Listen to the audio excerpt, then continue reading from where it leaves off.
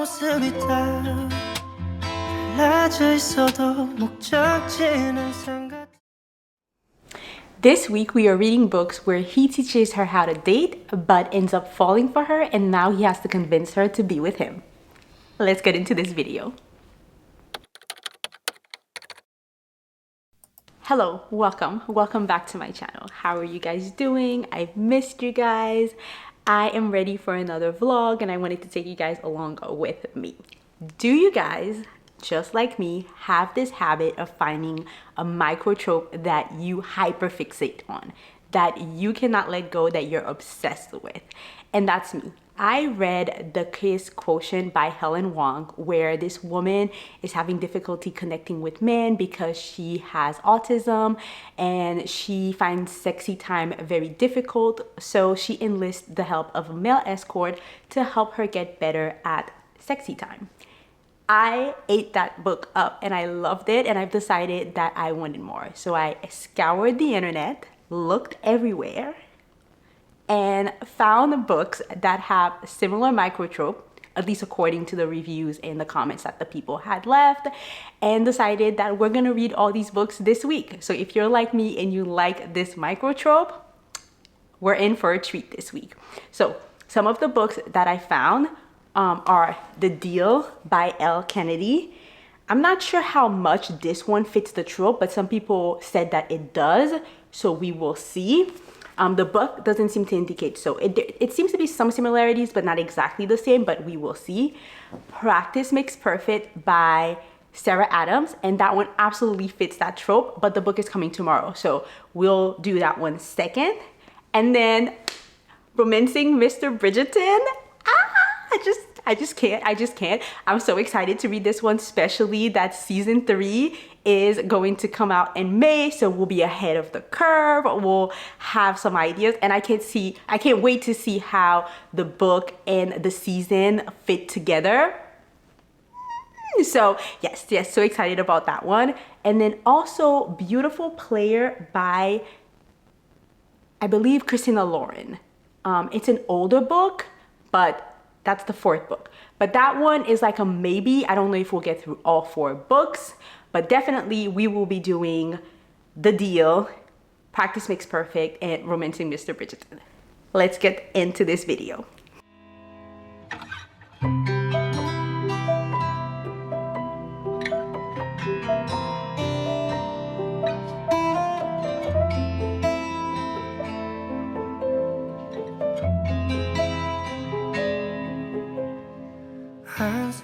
Wow, they are getting right into it. Yikes, this is heavy from like page 1. Check trigger warnings, please, before. 갈피를 못 잡듯이 또 지나가는 길 이 짧고 긴 시간 동안 주변 모습이 다 달라져 있어도 목적지는 항상 같아.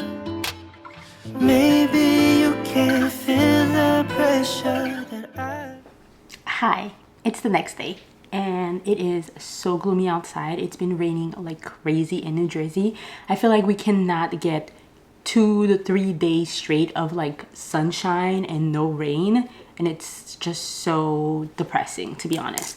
But I ordered the Dreamland Billionaire series from Target because they were having a buy 2 get 1 free plus my red card, and then plus I had like this circle Target card thing. So in the end I ended up getting all 3 books for like $13. So I was like, definitely gonna do it because I think it's a series that I'm going to love. I love Lauren Asher's writing, so I just decided let's just go ahead and add it to the collection.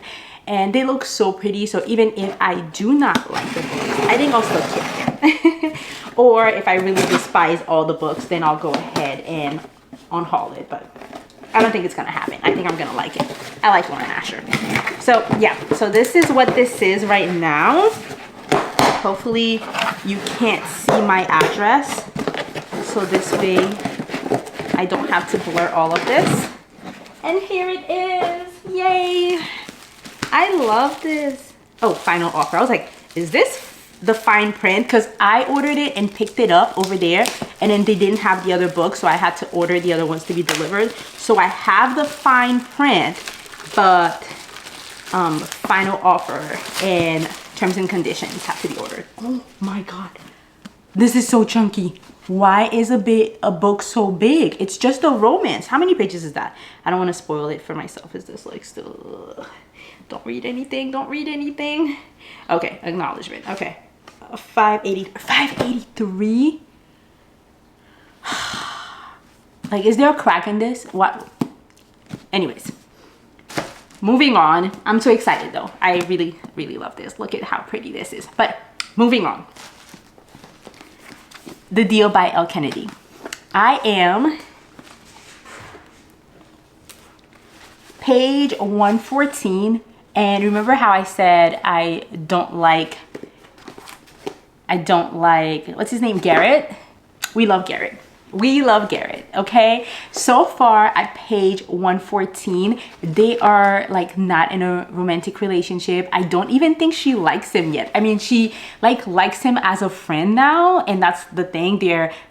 She's been tutoring him and they're getting to know each other, and she likes him as a friend, but she doesn't have any romantic feelings for him yet. She is absolutely still trying to get with Justin, the guy that, oh, I don't know if I told you guys what this was about. Okay, wait, let's back up. So in this book, we follow Hannah and Garrett. So Hannah is like this straight A student. She's a music student. She's doing really well in school. She's in this class with Garrett, ethics. She aced the test and he fails the test. Up until this point, he has no idea who she is, but she knows who he is because of course he's Garrett Graham. When he realizes that she aced the test and he needs to pass his test, because if he doesn't have good grades, he can't play hockey, and if he can't play hockey, he can't make it into the NHL and, you know, become this big shot hockey player. So he starts like trying to convince her to tutor him, and at first she wants no parts of it. Like, she, not because she hates him or anything, she's just like, I have a lot going on in my life. I do not have time to like fall over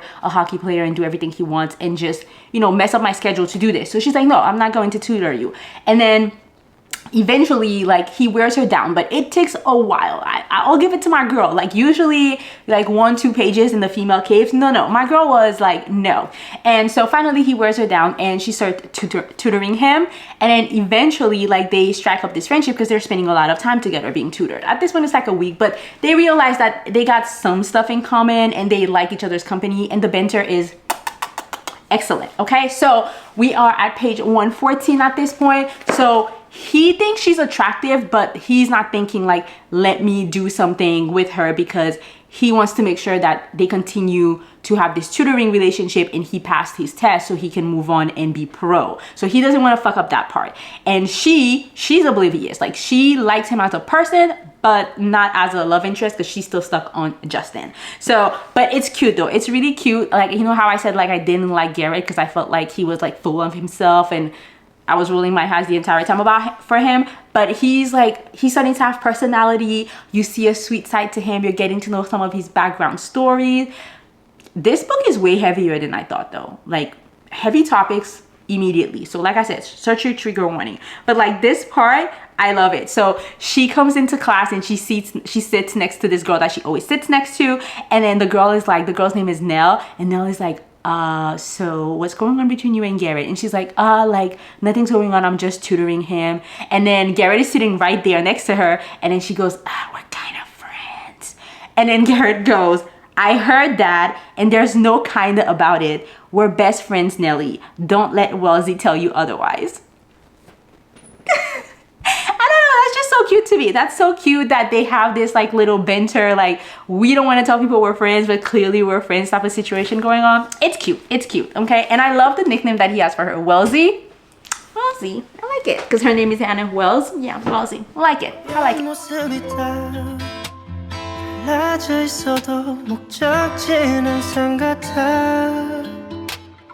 Maybe you can feel the pressure that I've been living on. I can say that it's been on my mind, but I'm moving along.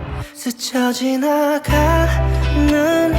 불빛 속에 Another update. So they are currently in the process of him helping her with her thing because she has difficulty connecting sexually with men for a reason that the book will tell you at the beginning of the story immediately. And he's helping her with that process. But then while they're engaging in that, he's just so mesmerized by her that he goes like, how? Oh, hold on. How did I go so long without noticing you, damn it? Like, I have no words. I have no words. I finished the book and I loved it. I loved it. I think this is definitely a good book. When we started this out, this was about us finding books that where he teaches her how to date or how to get better in the bedroom.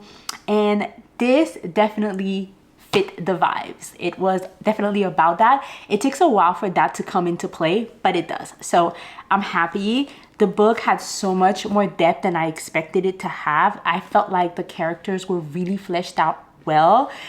This is a 333 page book, right? Oh no, more. Wait, who am I kidding? 370 pages.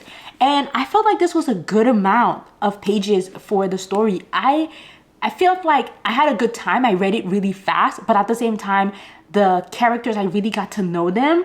And even though this wasn't like a 500-page romance, like some people are trying to make romances so long now, I got to know the characters really well, and I love that. And at the end of the book, there's obviously the third act conflict, but he does something that in theory is very toxic. Like he basically makes sure that she cannot date anyone but him after they break up. And in theory, I would be really upset with that. Like, wait a second, like if you can't have me, then no one else can. But when he explains his thought process, bravo, sir. Well played. I loved it. This is a 4 out of 5 star read for me. And so good that I actually want to continue this series. I think Elle Kennedy's writing is compulsively readable. You just felt like you were there. Everything was so easy. I just love this. Okay, we are off to a great start. I love this. We are gonna go on Kindle Unlimited and we are gonna read Romancing Mr. Bridgerton. I can say that it's been on my mind, but I'm moving along. 스쳐 지나가는 불빛 속에 흩어져간. So I am about 13% into Romancing Mr. Bridgerton, and I am really liking it. I like the writing. I like the banter between all the characters. People during this time were so funny to me because almost every single line was meant to seem smart and like snarky and sarcastic, and everybody thought very highly of themselves, I guess. However, I'm not sure I'm liking Colin.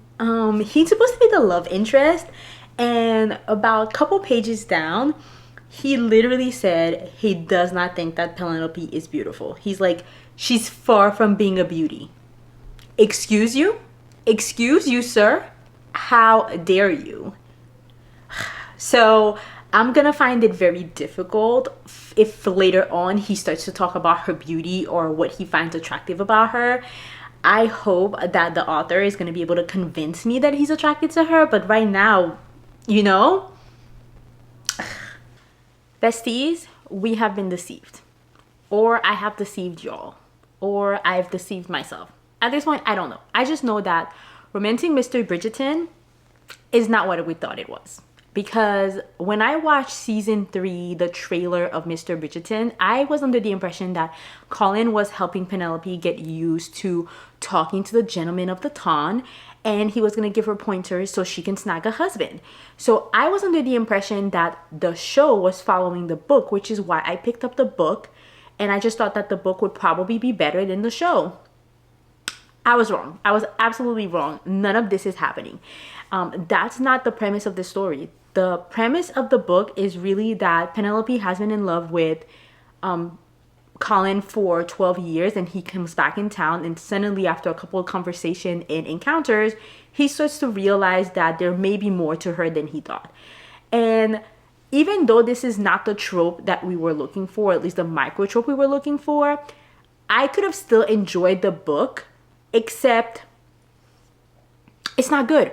It's just not good. At least I'm not finding it good. The writing is great.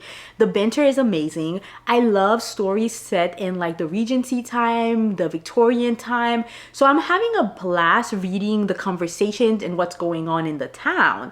I'm just not loving the romance. I'm not loving the romance.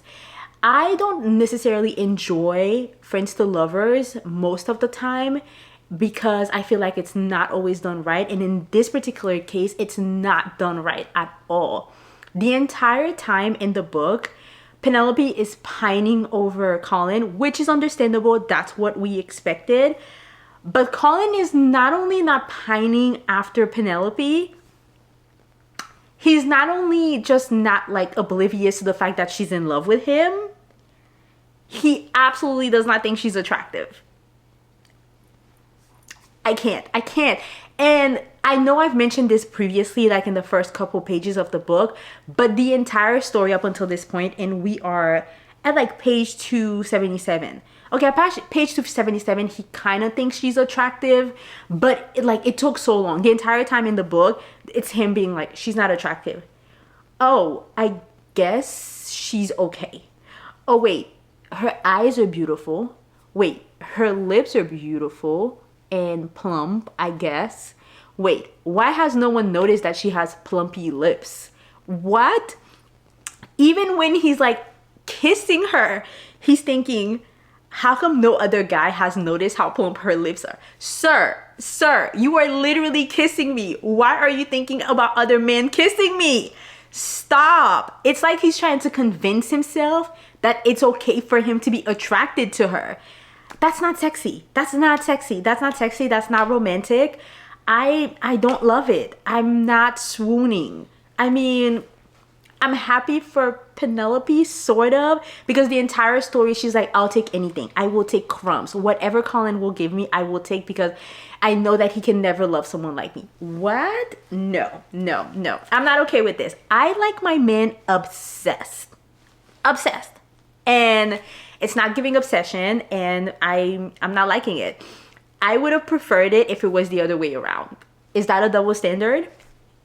In the words of the wise Ariana Grande, yes and. Okay? Yes, I do like a double standard where it's okay for the man to be obsessed and pining, and then the girl realizing slowly that she may like him too. When it's the reverse, no. Absolutely no. So I'm not liking this. This is literally a 2.5 for me.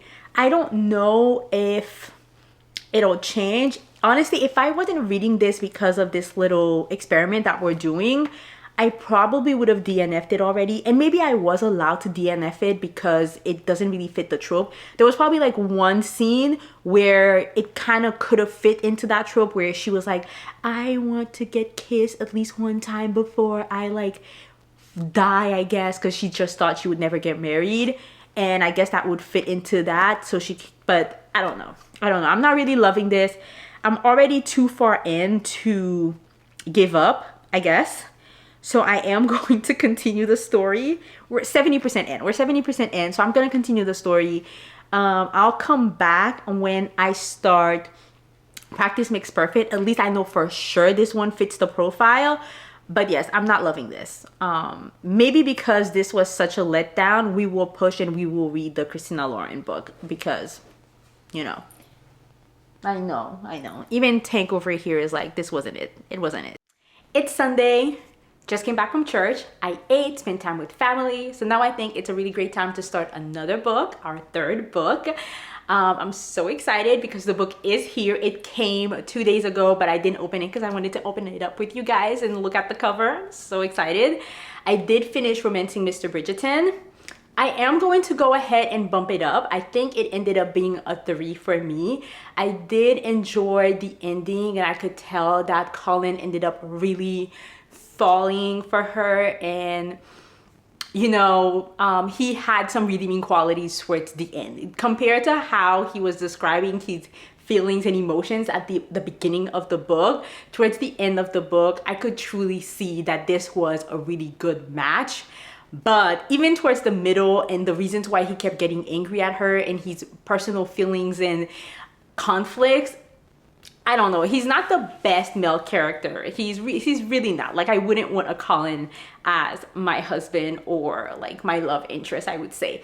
But however, it ended up working out. Tank. Why? Every single time I'm filming, he wants to lick himself.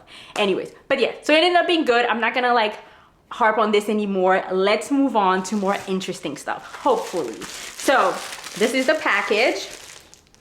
Yes, I am not showing my address. I don't know why I'm so terrified. Okay, it's obvious why I'm so terrified to like show my address on the internet. So people are crazy. But here it is, guys. I'm so excited. How beautiful is this cover? Oh my God. He's a cartoon character and I find him so attractive. I hope this is gonna do it justice. I hope we're gonna finish this on a high note. I don't think I'm gonna have time to read another book, so I really, really hope that this is going to be an amazing one. So let's get started on this and I will come back with an update with how I feel about this one. 또 지나가는 길, 그 짧고 긴 시간 동안 주변 모습이 다 달라져 있어도 목적지는 항상 같아. Maybe you can feel the pressure that I've been living on. So we are 22 pages in and this is exactly what I was craving, what Romancing Mr. Bridgerton wasn't giving me. 22 pages in, he's talking about how everybody in town always talks about Annie, and when they're referring to her, they're always like, oh, she's so sweet, she's so nice, she's shy, all of those things. But no one ever says what he always thinks about when he sees her, which is that she is gorgeous. Okay, so this is what I mean. I mean, even if in the beginning they're just friends or he doesn't want anything, he needs to absolutely find her stunning and gorgeous from the get-go. There's no maybe she's beautiful and then after he finds her gorgeous. He needs to find her gorgeous immediately. And he does. I can already tell I'm gonna love him. I'm going to love Will. All right, let's get back to reading. 주변 모습이 다 달라져 있어도 목적지는 항상 같아. Maybe you can feel the pressure that I've been living on. I can say that it's been on my mind, but I'm moving along. 스쳐 지나가는 불빛 속에 Hey guys, I finished the book. I know, I absolutely meant to update you guys throughout the book and give you my thoughts, but things got a little hectic, and then on Sunday night up till Monday, I read this book so fast, so quickly. Things picked up so much for it that I just couldn't put it down and then stop to update you guys. I was just devouring the book. I absolutely adored this book. I debated for the longest time on my rating because I loved it so much. I loved both of the characters. I think I already told you guys that this book follows Annie, who is basically like this really sweet, kind, very innocent girl, and her whole family and the whole town really care for her and cherish this part of her personality. But she's starting to feel like their opinion of her being so sweet and so kind and so innocent is basically boxing her, and she feels like there's more of an edge to her and she might want other things out of life, but she doesn't feel like she's allowed to want these things because of the box that they've put her in. And then you have Will, which is her future sister-in-law's, Annie's future sister-in-law's bodyguard, who comes into town just to basically play bodyguard for about a month and then to guard her, and then he's supposed to be on his way afterwards. But he's supposed to be the bad boy. He has tattoos and the town just does not like that.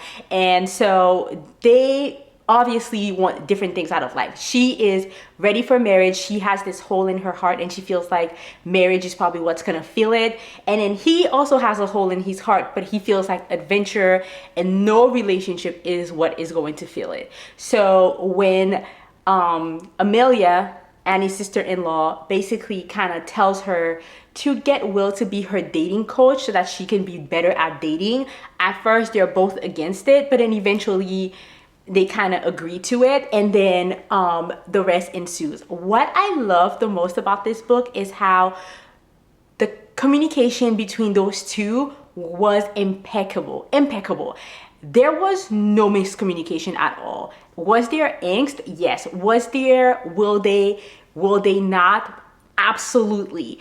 They both acknowledge that they are attracted to each other, they like each other, but they are fully aware that they want different things out of life. She wants marriage, kids, the white picket fence, and he wants adventure, the world, and no relationship because of, you know, his past.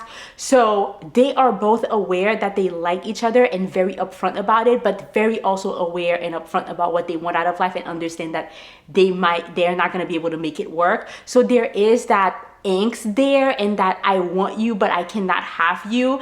And I love how they communicated. There wasn't a moment in this book where these two were not aware of what the other person was kind of feeling and where they were at, and it was so beautiful. I wanted to rate this book a 5-star, but I wasn't sure that I could make it a 5-star because some parts of the book did bother me. It was kind of slow, and in the small town the people were just too much in their business. I just felt like that was a little bit, the author went a little too far with that one.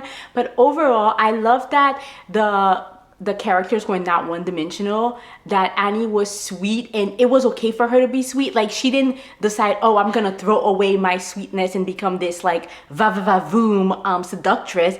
She was still herself, and at the same time, Will didn't become this really big softie. He was tender with her, but still had he still had his edge. I don't know, guys. I debated so long. I think also I sat on this because today's Tuesday night. I sat on this to try to figure out what I'm gonna rate this, and eventually I think this is gonna be a 4.5 for me. I think just a little bit for me to get me to a 5-star, but really it was so close. I absolutely adore this book. I love them so much. And I don't know why I was under the impression that this was Fade to Black. There is spice in this book. It is not as explicit as the other books that I've read, but there is spice. So if you love Sarah Adams and you were looking for Fade to Black, no spice at all, this book has spice. I just want to point that out. But anyways, that is going to be all for this vlog. I think we had a pretty successful one. We read Elle Kennedy's The Deal, and that was a 4 out of 5 star. This one is a 4.5, so really good. And then, you know, Romancing Mr. Bridgerton didn't really fit the bill and wasn't that great, but it was still a 3-star book and it was still sort of enjoyable. So I'm gonna count this as a success. If you guys have any other microtrope or any trope that you guys want me to focus on for another vlog, let me know in the comments below. Let me know if you've read any of the books and if you like them, or if you go and read them. If you like them, let me know what you thought of them, and I will see you guys on the next one. Bye. Okay.